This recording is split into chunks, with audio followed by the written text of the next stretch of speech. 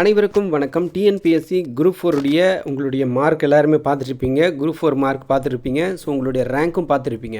So என்ன rank எடுத்தால் கிடைக்க வாய்ப்புகள் இருக்குது, எந்த ரேங்க் வரைக்கும் கிடைக்கும் அப்படின்றது பார்த்துடலாம். ஃபர்ஸ்ட் ஆஃப் ஆல் பார்த்தீங்க அப்படின்னாக்கா, இங்கே கொடுக்கப்பட்டிருக்கக்கூடிய ரேங்க் எல்லாமே அந்த போஸ்டிங்ஸ் அடிப்படையில் கொடுக்கப்பட்டிருக்கு. போஸ்டிங்ஸ் மீன்ஸ் எவ்வளவு வேக்கண்ட் இருக்குது என்பதை பொறுத்து. இப்போ ஓவராலாக வந்து போஸ்டிங்ஸ் இருக்குது பார்த்தீங்களா, ஒவ்வொரு போஸ்டிங் ஜூனியர் அசிஸ்டன்ட் இந்த மாதிரி அந்த போஸ்டிங்ஸில் ரேங்க் வைஸ் கொடுத்துருக்காங்க. ஓவராலாக கம்யூனிட்டி வைஸ் ரேங்க் கொடுத்துருக்காங்க. அந்த அடிப்படையில் போஸ்டிங்ஸ் அண்டு கம்யூனிட்டி பேசிஸில் சரியா. ஸோ என்ன ரேங்க் வரைக்கும் எடுத்திருந்தால் உங்களுக்கு கிடைக்கிறதுக்கான வாய்ப்புகள் இருக்குது அப்படின்றத பற்றி பார்க்கலாம்.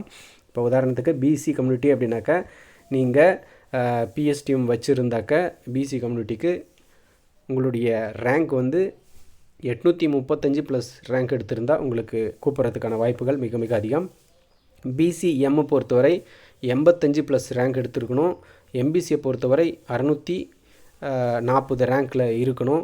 எஸ்சியை பொறுத்தவரை 425 ரேங்க்கில் இருந்திருக்கணும்.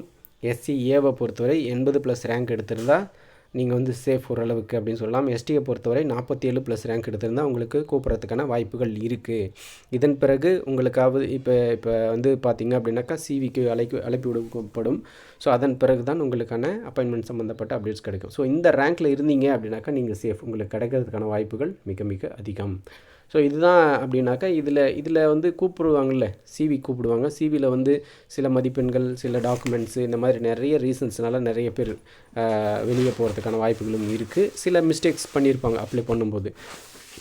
இந்த வித காரணத்தினால சிலர் இல்லாத பட்சத்தில் அடுத்தடுத்த நபர்களுக்கு வாய்ப்பு கிடைக்கும் அப்படின்றது குறிப்பிடத்தக்க விஷயம். பட் நீங்கள் அதை எதிர்பார்த்துட்டு வெயிட் பண்ணுறது வேஸ்ட்டு.